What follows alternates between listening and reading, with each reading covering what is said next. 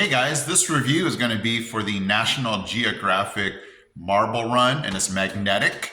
It has 75 pieces, and today I'm going to go ahead and unbox it and show you what it looks like. Okay, so out of the box it looks like this. Let's go ahead and open this thing up and see what's inside. Okay, so they're going to give you a parts guide and just some summary about the track pieces here. So that's always good, so that you can get an idea of what's inside and what it's used for. But you know kids are going to just take this stuff and experiment with it and see what works, what doesn't. So let's go ahead and do that. Okay, so just 5 seconds in.